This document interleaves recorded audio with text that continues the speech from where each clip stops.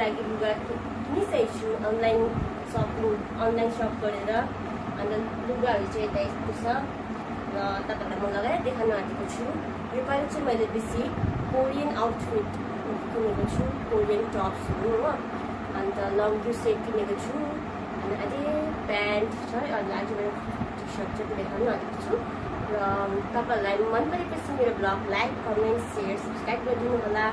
र म एउटा गर्दै लगाएर आएर देखाउँछु तपाईँलाई। Nice catch.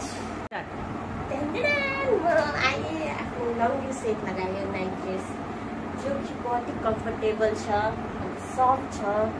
अन्त यो क्युट बियरको मलाई डिजाइन देखेर नै किनेको र त्यहाँ रिभ्यू हेर्दाखेरि रिभ्यू पनि सबै नै राम्रै आएको छ भनेको थियो, तर मैले त्यही हेरेर किनेको। अन्त तपाईँहरू पनि किन्न सक्नुहुन्छ। मलाई चाहिँ यो डार्क साइज लागेको। अनि म तपाईँहरूलाई जति पनि प्रोडक्टहरू देखाउँछु त्यसको म अनेस्ट रिभ्यू भन्छु। र त्यही हो। अन्त चाहिँ यसको चाहिँ यो मैले जो लगाएको छु सुरुवात, यसको चाहिँ यो हाफिन पनि छ, दिएको छ। यो चाहिँ 3 in 1 हो नि त। त्यसरी नै यस्तो छ, पिछे पनि यस्तो छ, सिम्पल छ, कम्फर्टेबल। तपाईँहरू ट्राभल गर्दाखेरि पनि लगाएर जान सक्नुहुन्छ। अब नेक्स्ट ल, यो चाहिँ हाई वेस्टेड लेग जिन्स छ। अब नेक्स्ट चाहिँ यो आउटफिट चाहिँ लगाएर आउँछु। म चाहिँ अहिले आफ्नो जिन्स लगाएर आएको छु, हाई वेस्टेड लेग जिन्स छ यो चाहिँ, जो चाहिँ बहुत कम्फर्टेबल छ। अन्त यो चाहिँ स्ट्रेचेबल हो।